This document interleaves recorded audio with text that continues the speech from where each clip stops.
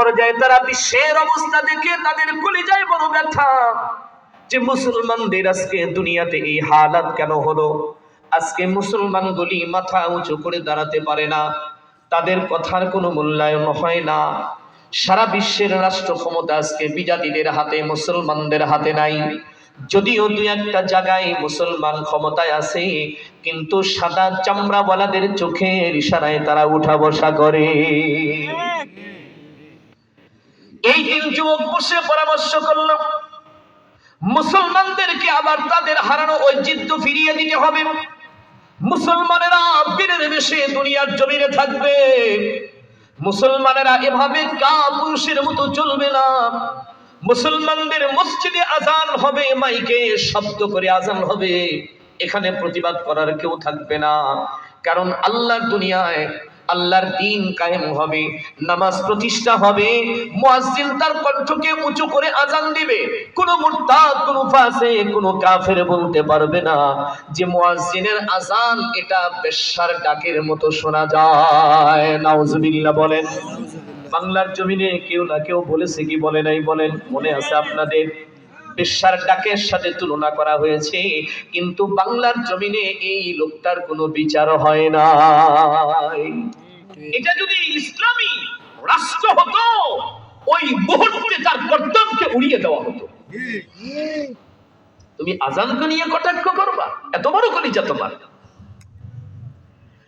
তিন যুবক এক পর্যায়ে মার কাছে গেল,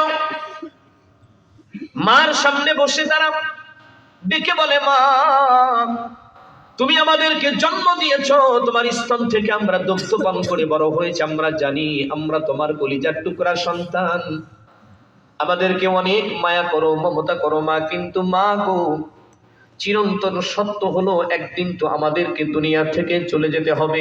হ্যাঁ, তবে মা গো, সেই যাওয়াটা যদি সাধারণ যাওয়া না হয়। মা বলে, কি বলতে চাও খোলাখুলি বলো। সন্তানগুলো ডেকে বলে, মা, বর্তমান বিশ্বের মুসলমানদের হালাত বড় নাজুক, মুসলমানেরা মাথা উঁচু করে চলতে পারে না। রোম সম্রাট তাদেরকে কোণঠাসা করে রেখেছে, বিভিন্ন মুসলিম এলাকাগুলোতে হানা দিয়া মুসলমানদেরকে হত্যা করে তাদেরকে গোলাম বানিয়ে ওই এলাকাগুলো দখলে নিয়ে যাচ্ছে। মা, আমরা বরদাস্ত করতে পারি না।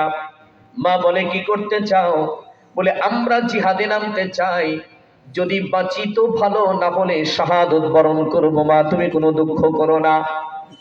মা কেমন মা? তিনটা সন্তানের মা, সন্তানদেরকে মাথায় হাত বুলায় দিয়া দোয়া করে, যা বাবা যা, আমি মা দোয়া করে দিলাম, বাড়িতে ফেরার কোনো দরকার নাই। আল্লাহর দ্বীন প্রতিষ্ঠা করার জন্য তোরা যদি শাহাদত বরণ করিস তো আমি মায়ের কলিজা ঠান্ডা। এটা হলো মা। তিন ভাইকে বিদায় করে দিছে।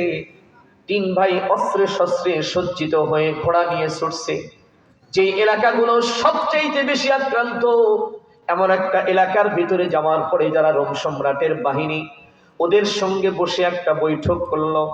সাধারণভাবে তাদেরকে প্রস্তাব দিল যে, দেখো, মুসলমানদের উপরে অত্যাচার নির্যাতন বন্ধ করে দাও, তাদেরকে শান্তিতে থাকতে দাও, তাদের কাজগুলো তাদেরকে করতে দাও। ওরা মসজিদে যাবে, নামাজ পড়বে, আজান দিবে, মাদ্রাসায় যাবে, কোরআন তেলাওয়াত করবে, দ্বীন ধর্মের কথা বলবে, এখানে কোনো বাধার সৃষ্টি করা চলবে না। রোম সম্রাটের বাহিনী তাদের এই কথাকে উপেক্ষা করল, ধমক দিয়ে বললে, তোমরা তিনজন কারা? এত বড় দুঃসাহস, রোম সম্রাটের বাহিনীর উপরে তোমরা চোখ রাঙায় কথা বলো, আমাদেরকে হুঁশিয়ার বাণী শোনাও, এত বড় স্পর্ধা, কি শক্তি আছে তোমাদের কাছে আমাদের সাথে লড়বে? তিন যুবক ডেকে বলে, আমাদের কোনো শক্তি নাই, আমাদের একটাই শক্তি, এটা হলো ঈমানের শক্তি, আর আমাদের পেছনে আছেন হলেন আমাদের আল্লাহ। ঈমানদারের শক্তি কে? বলেন, ঈমানদারের সাহস কে? আল্লাহ। আল্লাহর উপরে ভরসা করো।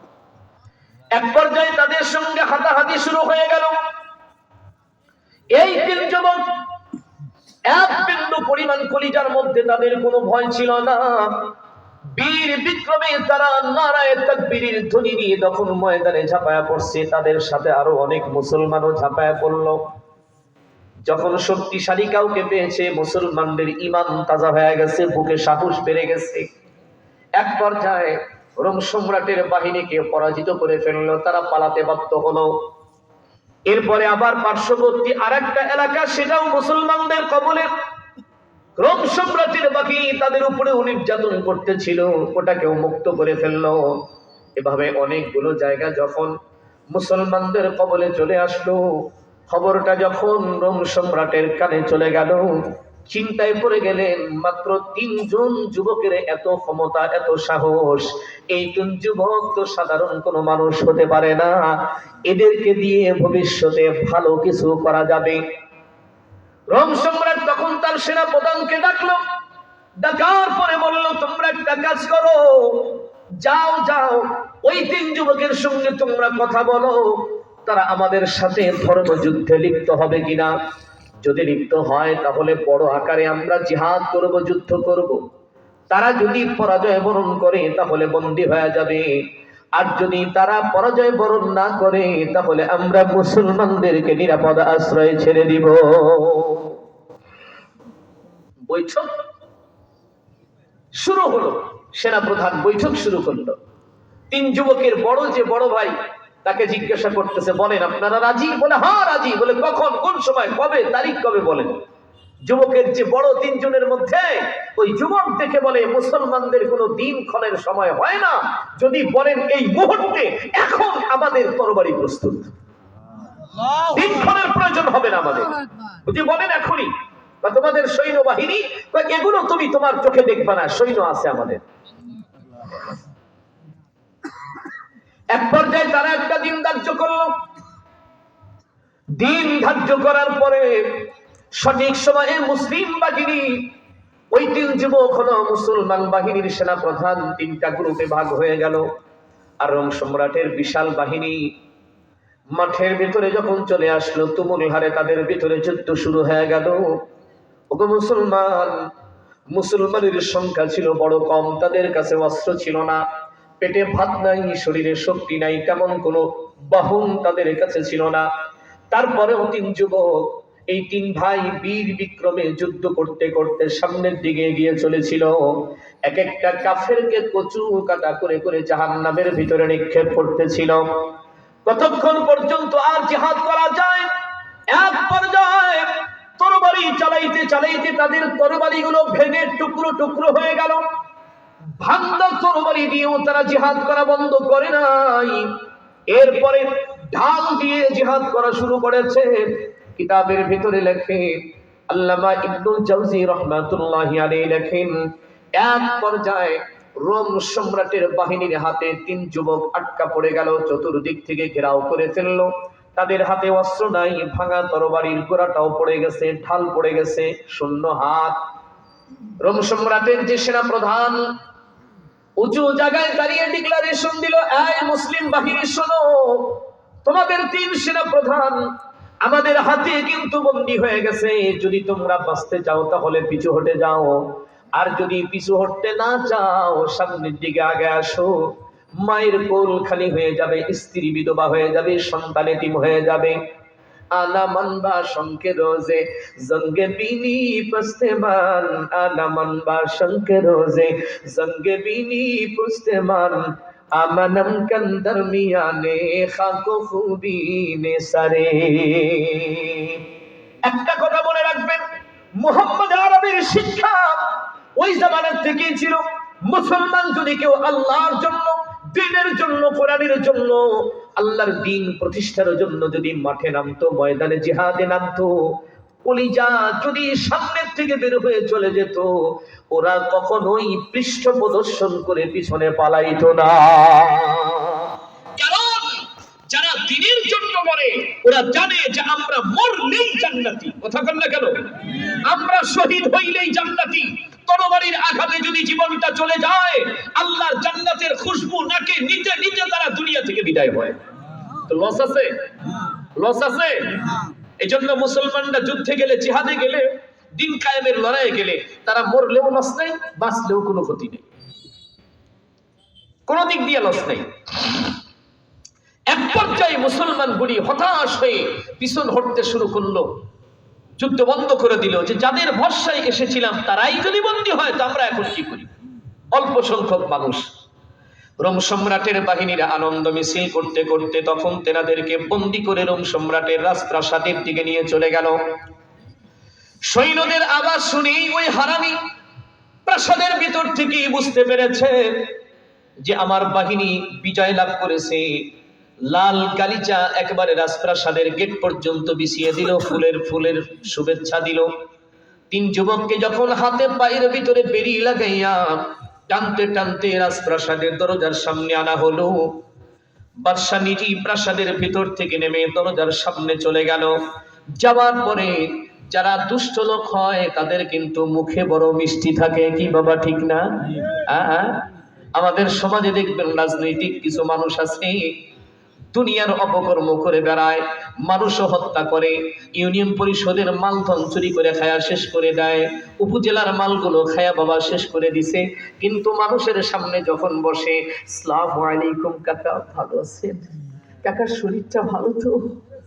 আসবেন চাচা, আমার পাশে আসবেন, চা খেয়ে যাবেন। মনে হয় যেন জিবরাইল সবে আসলো দুনিয়াতে। ওনার মতো দুধে দোয়া তুলসীর পাতা দুনিয়াতে আর একটাও নেই। কথা বলেন না কেন? এমন চরিত্র আছে না? স্বার্থ উদ্ধারের ক্ষেত্রে গিয়ে দেখবেন মধুর মিষ্টি ব্যবহার, কিন্তু যখন স্বার্থ উদ্ধার হবে তখন দেখবেন ওর আসল চেহারাটা, রূপটা দেখায় দিবে। রোম সম্রাট তিন যুবকের সামনে এসে দাঁড়াইয়া পৈশাচিক এক মিষ্টি হাসি দিয়া ডাক দিয়া বলে, এই এনাদের হাত বন্ধ কেন? খোলো। হাতের বাঁধন খুলে দেওয়া হলো। পা কেন বেঁধেছো? তোমাদের এত বড় স্পর্ধা, পা বাঁধছো কেন? খুলে দাও। তিন যুবকের সামনে গিয়ে ডাক দিয়া বলে, তোমাদের কি কোনো কষ্ট দিয়েছে? আমাদের সৈনিকরা তোমাদের গায়ে কি হাত তুলেছে? ওনারা বলেন না। আমাদের সৈনিকগুলো তোমাদেরকে কোনো গালমন্দ করেছে? বলেন না। আমাদের সৈনিকগুলো বাজে কোনো বিহেভ করেছে তোমাদের সাথে? বলেন না। না। রোম সম্রাট ডেকে বলে, হ্যাঁ আমি এটাই বলেছিলাম, কোনো বাজে বিহেভ যেন না করা হয়, কারণ তোমরা সম্মানীয় ব্যক্তি, তোমাদের জায়গা তো খোলা জমিনে না, তোমাদের আসন হবে আমার রাজপ্রাসাদে। বাদশা ডেকে বলে, শোনো তোমরা তিন ভাই আমার খুব পছন্দের মানুষ, তোমরা তোমাদের কলিজায় যেমন সাহস, বুকে তেমন শক্তি, মাথায় তেমন ব্রেন বুদ্ধি আছে। আমি চাই, আমি তো বুড়ো হয়ে গেছি, কিছুদিন পরে দুনিয়া থেকে হয়তো চলে যাব, আমার এই রাজ্যটা কে চালাবে? সম্রাট কে হবে? এই জন্য আমি সিলেক্ট করেছি তোমরা তিন ভাই এই রাজ্য চালাইবা, এই রাজ্যের ভার আমি তোমাদের হাতে দিয়ে দেব, বলো তোমরা নিতে রাজি কিনা? বড় ভাই ডাক দিয়া বলে, বিনা স্বার্থে তুমি রাজ্য তো আমাদের হাতে ছেড়ে দিবা না। আমরা খুব ভালো করে জানি নিশ্চয়ই এর পিছনে তোমার কোনো শয়তানি আছে। তুমি রাজ্য ছেড়ে দিবা, এত সহজে তো দিবা না। বলো এই রাজ্যের বিনিময়ে তুমি আমাদের কাছে কি চাও? ওইটা আবার দিতে পারবো কিনা এটা আবার আমাদের একবার ভেবে দেখতে হবে। বাদশা বলে, এই জন্যই তো তোমাদের আমার বড় পছন্দ হয়, কারণ তোমরা ভালো বিজনেসও বোঝো, ব্যবসাও ভালো বোঝো, বুদ্ধি আছে তোমাদের মাথায়, রাজ্য চালাইতে পারবা তোমরা। তাহলে কি চান আগে বলেন। বাদশা বলে, না না এমন কিছু না, সিম্পল একটা ব্যাপার, তোমরা শুধু কালেমা ছেড়ে দিয়ে বহুত্ববাদকে গ্রহণ করবে, খ্রিস্টীয় ধর্মটাকে গ্রহণ করবে, এই রাজত্বের মালিক তোমরা, এবং আমার তিন আদরের কলিজার টুকরা দুলালি এরা তোমাদের ঘরণী হবে, রাজ্যও পাইবা, রাজকুমারীও পাইবা, সব পাইবা। যুবক, তিন যুবকের যে বড় ভাই, ও বলতেছে, দেখেন আপনি যদি এই রোম সম্রাট না হয়ে অন্য কেউ হতেন তাহলে বুঝতে পারতেন যে আমার হাতের থাপ্পড়ের ওজন কত। সুবহানাল্লাহ বলেন না কেন? এই যারা বীর মুজাহিদ, যারা আল্লাহর জন্য লড়ে, তারা কাউকে ভয় পায় না। কথা বলেন, ভয় পায়? তারা কারোর চক্রাগাড়িতে ভয় পায় না। একটা থাপ্পড় দিলাম তোর কানের গোড়ায় দিতাম, চোখে সর্ষা ফুল দেখতি, সর্ষা ফুল। ঝিরঝির করতো তোরছো। ওই আগের জামানায় যেমন সাদা কালো টেলিভিশন খালি ঝিরঝির করেছিল, উনকা করতো তোরছো। দেখলেন, তুই যদি খালি সম্রাট না হতিস। বাদশাহ বলে এত রাগ ভালো না। ওই যে পিসাসদের সহজে রাগ হয় না, ওরা স্বার্থ হাসিল করতে যা করা দরকার করবে, আগেই রাখবে না, রাগ দেখাবে পরে। বলে বুঝতে পেরেছি, অনেকদিন না খাওয়া তো, যুদ্ধের ময়দানে অনেক ধকল গেছে, পেরেশানি গেছে, এই যাও এনাদেরকে মেহমান খানায় নিয়ে যাও। চিন্তা করেন, একটুও রাগ নাই, নিয়ে যাও মেহমান খানায় নিয়ে যাও, তাদেরকে আপ্যায়ন করো, যেভাবে আমি বলেছি ওইভাবে আপ্যায়ন করো। মেহমান খানার ভিতরে নেওয়া হলো, সত্যি সত্যি আলিশান শাহী মেহমান খানার ভিতরে তাদেরকে নেওয়া হলো।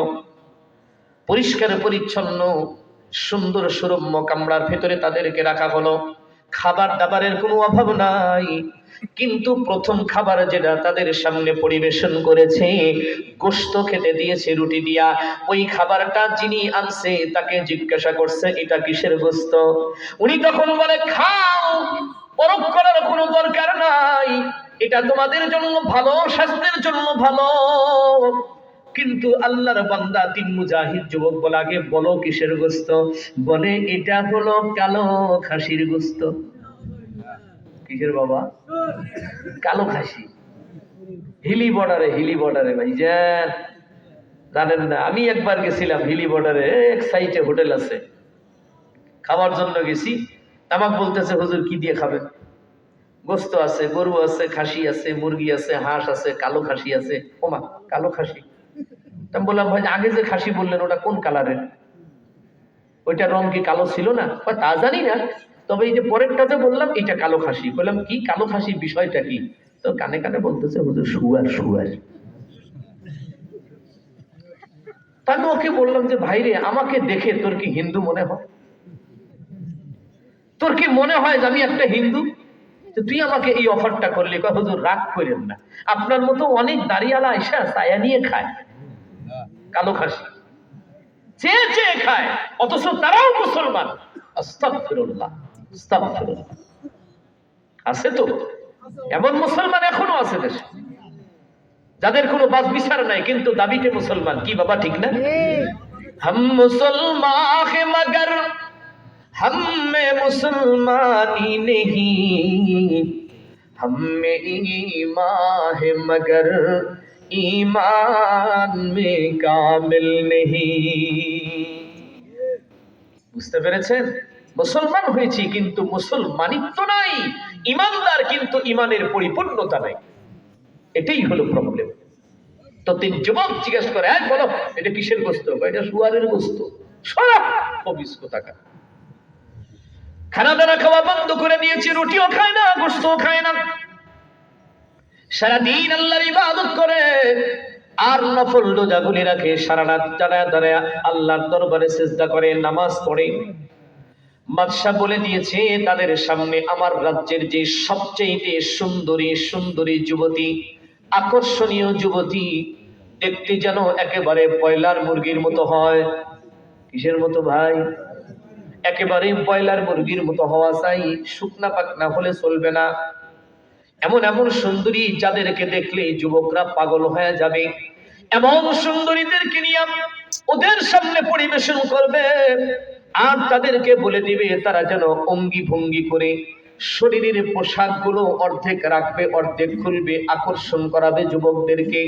ওদের চরিত্র যদি একবার হরণ করা যায় আর যদি হারাম লোকমা তাদের ভেতরে ঢোকানো যায়, মনে রাখবা ওদের দোয়া আল্লাহর দরবারে আর কবুল হবে না। অনেকদিন পর্যন্ত প্রচেষ্টা চালানো হয়, একজন যুবকের চরিত্রে বাবা বিন্দু মাত্র কোনো দাগ লাগাতে পারে নাই। আল্লাহু আকবার বলেন। এমনকি কিতাবে লেখছে এই যুবকগুলি চোখ তুলে একবার সেই মেয়েদের দিকে তাকাইয়াও দেখে নাই। কেমন চেহারা তারা বলতেও পারবে না, মাথা নিচের দিকে, শুধুমাত্র আল্লাহর ধ্যান খেয়াল, না খাওয়া রোজা রাখে, সারাদিন সারা রাত নামাজ পড়ে। এক পর্যায়ে বাদশা তাদেরকে ডেকে বলে, এই এত বড় একটা অফার দিলাম, তোমরা কিন্তু নিজেদের পায়ে নিজেরাই কুড়োল মারলে। এই রাজ্য ছেড়ে দিলে তোমাদের হয়তো জানটা চলে যাবে, হয়তো বাঁচবা না। কয় বাঁচার দরকার নাই, বাঁচার জন্য দুনিয়ার জমিনে আগমন করি নাই। আর বিশেষ করে তোমার হাতে যদি মরণ হয়, এই মরণটা হলো আমাদের জন্য বড় পাওয়া। বাদশা বলে, এই সোজা আঙ্গুলে ঘি উঠবে না রে। এই যে এখন চেহারা দেখাইতেছে, সোজা আঙ্গুলে ঘি উঠবে না। বাংলার জমিনেও একটা সময় আলেম ওলামারা যখন রাষ্ট্রে যখন ইসলাম বিরোধী কাজ হয়, এ রাষ্ট্রের আলেমরা তখন হুঙ্কার দিয়ে ওঠে। আর যারা ইসলাম বিরোধী দিন বিরোধী কাজ করতে চায়, তারা আলেমদেরকে ভেতরে ভেতরে ডেকে অনেক ধরনের অফার দিয়েছে, অনেক অফার দিয়েছে। আপনাকে এটা দেওয়া হবে, ওটা দেওয়া হবে, এই করা হবে, সেই করা হবে। থেমে থাকেন, খামোশ থাকেন, চুপ থাকেন। লাগলে টাকা পয়সা নেন, যদি ফ্ল্যাট বাড়ি লাগে নেন, গাড়ি লাগে নেন, ক্ষমতা চান তাও দেওয়া হবে। কিন্তু আলেমরা নিয়েছে? কথা বলেন, আলেমরা নিয়েছে? একজন আলেমও ওই ফাঁদে পা দেয়নি বিধায় বাংলার জমিনের শত শত আলেমদেরকে শেষ পর্যায়ে এসে জেলখানার ভিতরে বন্দী হতে হয়েছে। আপনারা কি মনে করেছেন এমনি এমনি বন্দী করা হয়েছে? আগে ওনাদেরকে টোপ দেওয়া হয়েছে। টোপ যখন নেয়নি, যখন দুনিয়ার কপালে থুতু নিক্ষেপ করেছে, লাথি মেরেছে, তখন তাদেরকে বিনা দোষে একটা করে অপরাধ ঘাড়ে চাপিয়ে দিয়ে সাক্ষী বানায়া তাদেরকে অপরাধে জড়িত করে জেলখানার ভিতরে বন্দী করে অনেক আলেমকে হত্যা পর্যন্ত করা হয়েছে। অনেক আলেমকে বিকলাঙ্গ করে দেওয়া হয়েছে, পাগল সাব্যস্ত করা হয়েছে, মেডিসিনের মাধ্যমে আলেমদের মস্তিষ্ককে এলোমেলো করে দেওয়া হয়েছে। এগুলো হলো জালিমদের কাজ। ওই তাদের উত্তরসূরি ক্ষমতা লোভী। কিন্তু মনে রাখতে হবে, ক্ষমতা চিরদিন থাকবে না, চিরদিন থাকবে না ক্ষমতা। একটা না একটা দিন ছেড়ে যেতেই হবে। কথা বলেন ঠিক কিনা? যুবককে ধরে বেঁধে উল্টো করে ঝুলিয়ে রোম সম্রাট জল্লাদদেরকে অর্ডার করলো, চাবুক কাটতে শুরু করো, মারো। মুসলমান ভাইরা আমার, 3 যুবকের শরীরে যখন চাবুকের আঘাত করা হয়, একটার পর একটা সিরিয়াসলি আঘাত করা হয়। কিতাবের ভিতরে লেখে, এক একটা চাবুকের আঘাতে আঘাতে যুবকদের শরীর থেকে গোশতের টুকরাগুলো দূরে দূরে গিয়ে পড়ে, ছোট ছোট কণাগুলা, রক্তগুলো ফিনকি দিয়া ওই জেলখানার দেওয়ালগুলো লাল হয়ে যায়। কিন্তু রোম সম্রাটের কলিজায় কোনো মায়া মহাব্বত হয় না। এক পর্যায়ে চাবুক মারা বন্ধ করে দেয়। তাদেরকে আবার জিজ্ঞাসা করে, বলো আমার প্রস্তাবে রাজি কিনা? কয় না না, জীবন চলে যেতে পারে, কিন্তু আমরা তোমার রাজ্য গ্রহণ করতে পারি না, কালেমা ছাড়তে পারি না। বাদশাহ বলে, ওদেরকে নামাও, আরো 7 দিন সময় দিলাম, ওষুধ পানি খাওয়াইয়া তাদেরকে সুস্থ করো, স্বাভাবিক করে ফেলো। যখন সুস্থ হয়ে গেছে, আবার তাদেরকে জিজ্ঞাসা করছে, দেখতেই তো পারলে কি পরিমাণ শাস্তি হলো, বলো বলো এবার তোমরা রাজি কিনা? আমার 3টা মেয়েকে বিবাহ করবে, আবার রাজ্য তোমরা চালাবে, এমন একটা বড় প্রস্তাব তোমরা উপেক্ষা করো না। ওদের জবানে একটাই কথা, এগুলো আমরা চাই না, আমরা চাই হলো আল্লাহ তাআলার জান্নাত। বাদশা যখন ক্ষিপ্ত হয়ে গেল, এরপরে বলে, ঠিক আছে তোমরা জান্নাত চাও তো জান্নাতেই পাঠাইয়া দিই। বিশাল করে একটা গরম তেলের কড়াই, যেই কড়াইয়ের ভিতরে আমার একটা মানুষ চুবানো যাবে এমন কড়াই চুলা বসায় বসায় দেওয়া হলো রাজ দরবারের সামনে। লক্ষ লক্ষ জনতার সামনে তাদেরকে সাজা দেওয়া হবে। কড়াইয়ের ভিতরে তেল ঢেলে দিয়া আগুন প্রজ্বলিত করে ঘন্টার পর ঘন্টা তেলগুলো জ্বালিয়ে জ্বালিয়ে বাবা লাল টকবগে করা হলো। একটা পর্যায়ে যুবকদের যে বড় ভাই, ওই 3 জনকে সহকারে তেলের কড়াইয়ের নিকটে নিয়ে তাদেরকে দেখানো হলো, দেখো এগুলো কি দেখা যায়, এই গরম তেলের ভিতরে তোমাদেরকে চুবানো হবে, এর ভিতরে তোমাদেরকে হত্যা করা হবে। বড় ভাই মুস্কি হাসি দিয়া ডাক দিয়া বলে, বাদশাহ তুমি হয়তো ভাবছো এটা গরম তেলের কড়াই, কিন্তু আমি তো দেখতেছি এটা জান্নাতের বাগান। বাদশা বলে, তাই যদি দেখো তাহলে আর দেরি করার দরকার নাই, আয় ওকে ধর, ওই গরম তেলের ভিতরে ওরে নিক্ষেপ করে দে। বড় যুবকটাকে ধরে হাতে পায়ে বেঁধে গরম তেলের ভিতরে যখন নিক্ষেপ করছে, মুসলমান, জান্নাত এমনি এমনি হয় না। ইমানদার নিজেকে দাবি করলে ইমানদার হওয়া যায় না। ইমানের পরীক্ষা যতদিন পর্যন্ত না দিবা তো ইমান পাকা হবে না। যুবকের বড় যুবকটাকে তেলের মধ্যে যখন ছেড়ে দেওয়া হলো, গোশত একদিকে, হাড় গুলো আর একদিকে, গরম তেলের ভিতরে কঙ্কালটা ভেসে উঠলো, গোশতগুলো সাইড হয়ে গেল। এই দৃশ্য দেখে বাকি দুই ভাই সেন্সলেস হয়ে জমিনে পড়ে গেছে। অনেকক্ষণ পরে দ্বিতীয় ভাইটার হুঁশ ফিরে আসার পরে তাকে জিজ্ঞাসা করে, কয় দেখলেই তো পারলে, তোমার বড় ভাইটার কি অবস্থা হলো? সে তো চলে গেল দুনিয়া থেকে, কোনো লাভ হলো না। অতএব তুমি বোকামি করো না, তুমি আমার কথাটাকে মেনে নাও, রাজরানীও পাইবা, তুমি রাজ্যও পাইবা। এখন ওই যুবক ডাক দিয়া বলে, ইক্তাদাইতু বিহাযাল ইমাম। লাঠি মারি, তোর রাজ্যের কপালে লাঠি মারি, তোর কন্যার কপালে লাঠি মারি, থু দিলাম। আমি আমার ভাইকে ইমাম বানাইছি, ভাই আমার যেখানে আমিও সেখানে। আল্লাহু আকবার। ভাই যেখানে আমিও সেখানে, চাই না আমার এগুলো। বাদশা মেজাজ গরম হয়ে গেছে, ধর এখানেও ধর, দেমাগ কমায় দি। হাত পায়ে বেঁধে যখন তেলের ভিতরে ছেড়ে দিয়েছে, এই যে 3 নম্বর ভাইটা এখনো ছোট, দুইটা ভাইয়ের চোখের সামনে অস্বাভাবিক মরণ দেখে তেলের ভিতরে জ্বলে পড়ে মরে গেল। তেলের ভিতরে ছটফট করে করে যখন জানগুলো চলে গেছে, ছোট ভাইটা বাকরুদ্ধ হয়ে জমিনে পড়ে গেছে। আর চোখে কোনো পানি নাই, জবানে কোনো ভাষা নাই, চোখ দুইটা পাথর হয়ে গেছে যুবকের। ওকেও যখন আগুনে ফেলার প্রস্তুতি চলছিল, তখন হঠাৎ করে একজন বুড়া মানুষ দৌড়ে আসলো রাজ্যের ভিতরে, ওই প্রাসাদের ভিতরে আইসা ডেকে বলে, বাদশা নামদার একটু থামেন, অপেক্ষা করেন। কেন, কি হয়েছে? এই যুবকটাকে আপনি তেলের ভিতরে দিবেন না। কেন দিব না? সে কি তোমার আত্মীয় নাকি? বলে না, আমার কোনো আপনজন না, আমি তারে চিনি না। তাহলে কেন তুমি তার জন্য মায়া করছো? কয় এটা মায়া না, আমি আপনাকে সাকসেসফুল করার জন্য প্ল্যানটা করেছি। কি প্ল্যান? দেখেন, আপনি জানেন তো এই যুবকরা নিয়ত করেছে আপনার হাতে মৃত্যুবরণ করবে, আল্লাহ জান্নাত পেয়ে যাবে। তাহলে আপনার কি লাভ হলো? দুইজনকে তেলের ভিতরে দিলেন, ওরা তো অলরেডি জান্নাতি হয়ে গেল, আপনার তো কোনো ফায়দা হলো না। অতএব এই যুবকটারে আমার হাতে ছেড়ে দেন, আর 40টা দিন সময় দেন। আমার একটা সুন্দরী মেয়ে আছে, সে যেমন সুন্দরী তেমনি আবার জাদুকন্যী। পুরুষদেরকে সে ভালো কনভিন্স করতে পারে, কিভাবে পটাইতে হয় সেটা ভালো করেই জানে। আমার হাতে 40 দিন সময় দিয়ে দেন। 40 দিন পরে দেখবেন এই যুবকটারে খ্রিস্টান বানিয়ে আমি আপনার হাতে সুপর্দ করব। আপনি তখন রাজ্যের ভার ওর হাতে দেন আর না দেন সেটা আপনার ব্যাপার। এখন বাদশা বলে, তা যদি করতে পারো, মনে রাখবে তুমি হবে আমার এই রাজ্যের প্রধান উজির। ও তো খুশিতে আঙ্গুল ফুলে কলা গাছ, ঠিক না? হ্যাঁ, ঠিক আছে, ছেড়ে দিলাম, যাও নিয়ে যাও।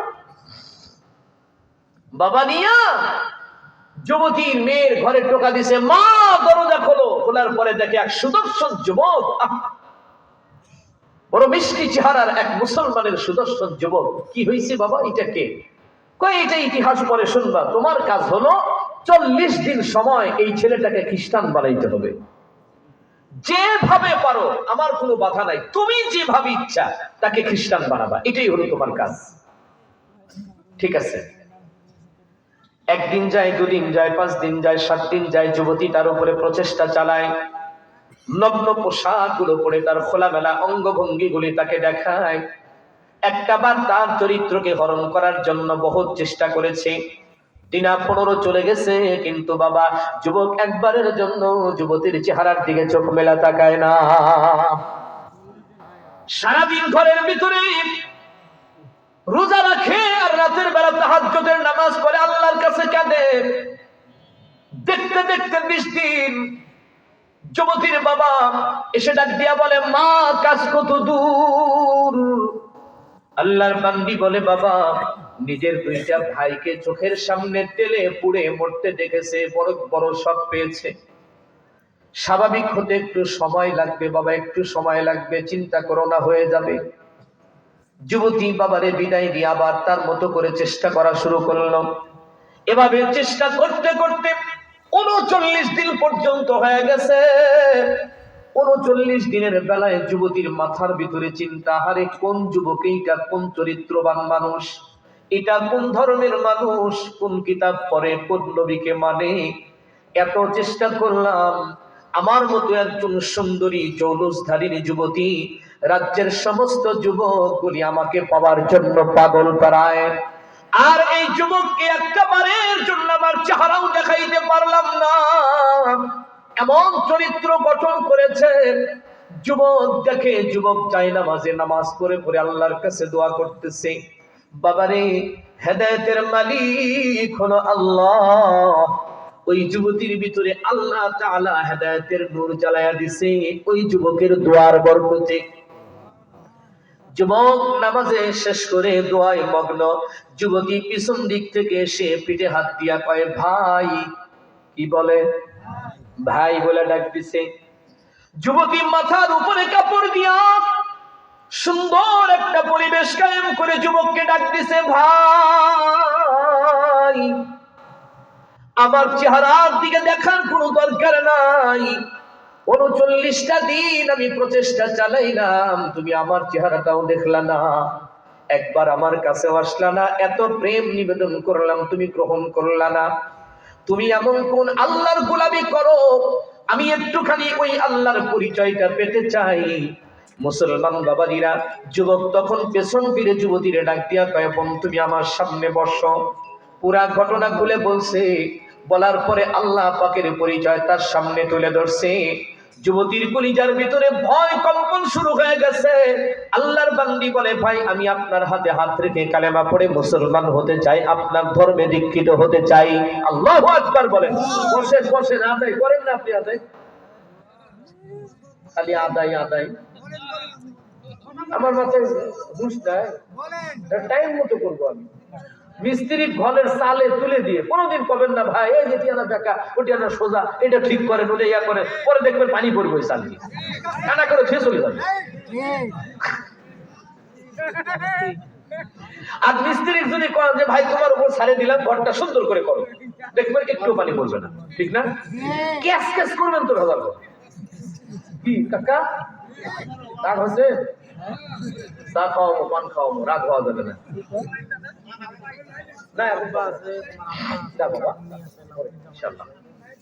তো বলতেছিল, যুবতী যুবকের হাতে হাত রেখে কালেমা পড়ে ইসলাম গ্রহণ করছে। আল্লাহু আকবার বলবেন না? আল্লাহু আকবার।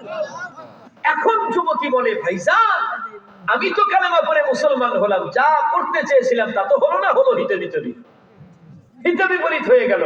আপনাকে ধরতে চেয়েছিলাম কিন্তু ধরা তো আমি পড়ে গেলাম, এখন কি হবে?